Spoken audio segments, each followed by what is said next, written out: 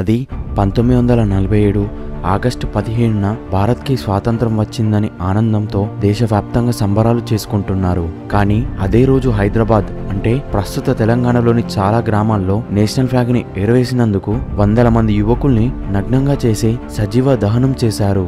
వారి కుటుంబాల్లోని ఆడపిల్లలపై మానభంగం జరిపారు.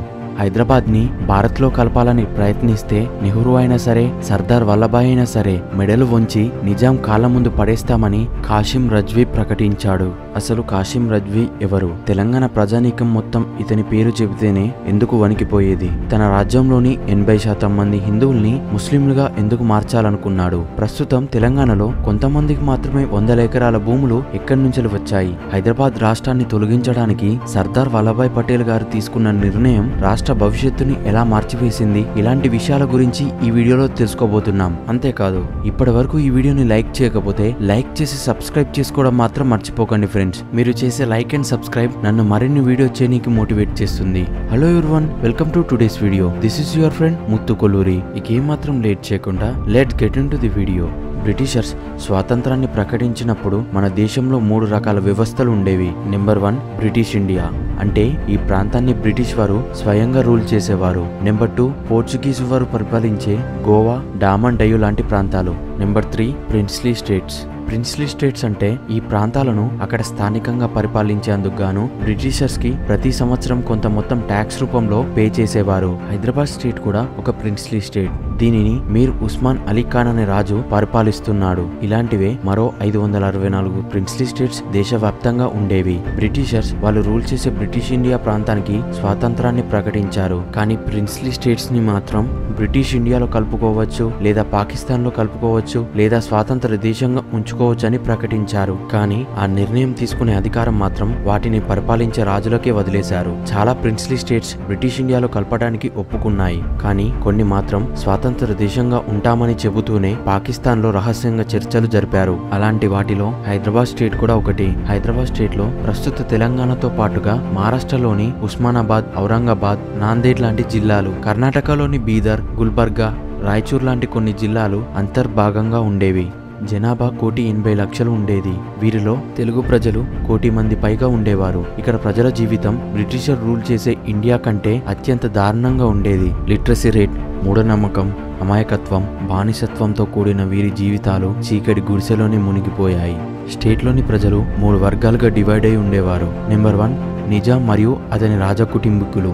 హైదరాబాద్లోని 10% ఆఫ్ ల్యాండ్, అంటే దాదాపు 52,90,000 ఎకరాల భూమి ఇతని పేరు మీదనే ఉండేది. ఈ ల్యాండ్ ద్వారా వచ్చే ఆదాయం మొత్తాన్ని తన సొంత ఖర్చుల కోసం ఉపయోగించుకునేవాడు. 60% ఆఫ్ ల్యాండ్, అంటే 3,17,00,000 ఎకరాల భూమి గవర్నమెంట్ పేరు మీదుగా ఉండేది. ఈ ల్యాండ్ ద్వారా వచ్చే రెవెన్యూ ఎంప్లాయీస్ కి శాలరీగా ఇవ్వడం, బ్రిటిషర్స్ కి ట్యాక్స్ పే చేయడానికి ఉపయోగించేవారు. నెంబర్ 2 ఉన్నత కులాలకు చెందిన భూస్వాములు. వీరినే దేశ్ముఖ్ లేదా దొరలు అని పిలుస్తారు. వీరు నివసించే విలాసవంతమైన భవనాలను గడీలు అని పిలుస్తారు. ఒక్కొక్క గడి 10 నుండి 15 ఎకరాల విస్తీర్ణంలో ఉండేది. తెలంగాణలోని కొన్ని గ్రామాల్లో ఇప్పటికీ మనం వీటిని గమనించవచ్చు. స్టేట్ లోని 30% ఆఫ్ ల్యాండ్, 1,50,00,000 ఎకరాల భూమి వీరి ఆధీనంలో ఉండేది. ఒక ఉదాహరణ ఏమిటంటే, విష్ణూర్ దేశ్ముఖ్ అయిన రామచంద్రారెడ్డి అనే భూస్వామికి 1,50,000 ఎకరాల భూమి ఉండేదని రికార్డులు ఉన్నాయి. ఈ ల్యాండ్ ద్వారా వచ్చే ఆదాయం మొత్తం వీరికే చెందుతుంది. అందుకు గాను నిజాంకి కొంత మొత్తం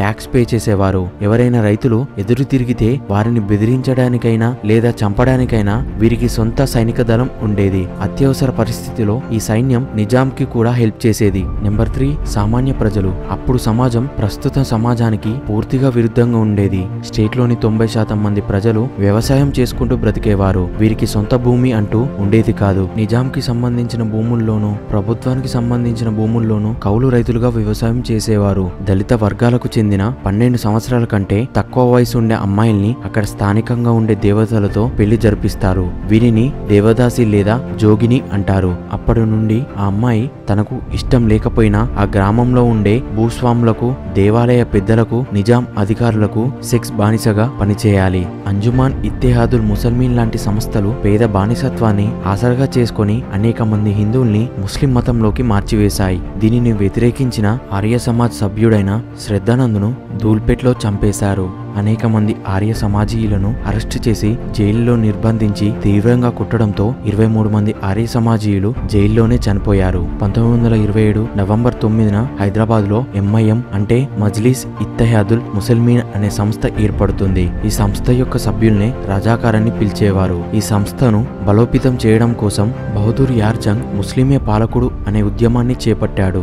హైదరాబాద్ స్టేట్ మొత్తాన్ని ముస్లిం రాజ్యంగా మార్చాలని, దానికోసం చావడానికైనా సిద్ధం కావాలని ప్రసంగాలిస్తూ సామాన్య ముస్లిం ప్రజల్లో కూడా మత పిచ్చిని పెంచాడు. ఇతని మరణం తర్వాత 1944లో కాసిం రజ్వీ దానికి అధ్యక్షుడయ్యాడు. ఇతను రజాకార్లను సాయుధ దళాలుగా మార్చి వారికి ఆయుధాలను ఇప్పించి ట్రైనింగ్ ఇచ్చాడు. ముస్లిం రాజ్యం కొనసాగడం కోసం నా ప్రాణం పోయే వరకు పోరాడుతానని, అల్లా మీద ప్రమాణం చేస్తున్నానని రజాకార్ల చేత ప్రమాణం చేయించాడు. హైదరాబాద్ మొత్తం 50,000 మంది రజాకార్లు ఉండేవారు. వీరు పట్టపగలే గ్రామాలపై పడి దోచుకునేవారు. తమకు నచ్చిన ఆడవారిపై మానభంగం జరిపేవారు. ఎదురు తిరిగిన అమాయక ప్రజల్ని చంపేవారు. వీరి దుర్మార్గాలను హిందూతో పాటుగా కొంతమంది ముస్లిం జర్నలిస్టులు కూడా వ్యతిరేకించారు. ఇమ్రోజ్ పత్రిక ఫౌండర్ అయిన షోయాబుల్లా ఖాన్ నిజాం మరియు రజాకార్ల దుర్మార్గాలను ఇండియా మొత్తం తెలవాలనే ఉద్దేశంతో ధైర్యంగా ప్రచారం చేశాడు. అది గమనించిన కాసిం రజ్వీ నిజాంకి వ్యతిరేకంగా పైకి లేచిన చెయ్యి కిందికైనా దిగాలి లేదా నరికి వేయబడాలి అని ప్రకటించాడు. అలా ప్రకటించిన 2 రోజులకే షోయాబుల్లా ఖాన్ తన ఆఫీస్ నుండి ఇంటికి తిరిగి వస్తుండగా అతని చేయి నరికేసి షూట్ చేసి చంపేశారు. ఈ దుర్మార్గాలను ఎదుర్కోవడానికి కొంతమంది చదువుకున్న యువకులు కమ్యూనిస్టులుగా ఏర్పడ్డారు. ప్రభుత్వం మరియు భూస్వాములు చేసే దౌర్జన్యాల గురించి సామాన్య ప్రజలకు విస్తరిస్తూ వీరిని చైతన్యపరిచారు. అలా సామాన్య ప్రజలు భూస్వాములకు వ్యతిరేకంగా పోరాడిందే తెలంగాణ సాయుధ పోరాటం. హైదరాబాద్ స్టేట్ అంతటా ఇలాంటి పరిస్థితులు కొనసాగుతుండగా 1947 ఆగస్టు 17న బ్రిటిషర్స్ ఇండియాకి స్వాతంత్రాన్ని ప్రకటించారు. నిజాం హైదరాబాద్ స్వాతంత్ర దేశంగా ఉంటుందని ప్రకటించాడు. కానీ స్టేట్లోని 80% మంది హిందువులు బానిసత్వాన్ని తట్టుకోలేక ఇండియాలో కలపాలని ఉద్యమాలు చేశారు. అప్పుడు రజాకార్లు ఉద్యమాలు చేసిన అనేక మంది యువకుల్ని సజీవ దహనం చేశారు. వారి కుటుంబాల్లోని ఆడవారిపై పట్టపగలే మానభంగాలు జరిపారు. నిజాం ఫారిన్ మినిస్టర్ అయిన మోయిన్ నవాజ్ జంగ్ నిజాం తరపున 300 కోట్ల రూపాయలను Pakistan high commissioner Habib Ibrahim Rahimtoola account కి ట్రాన్స్ఫర్ చేశాడు.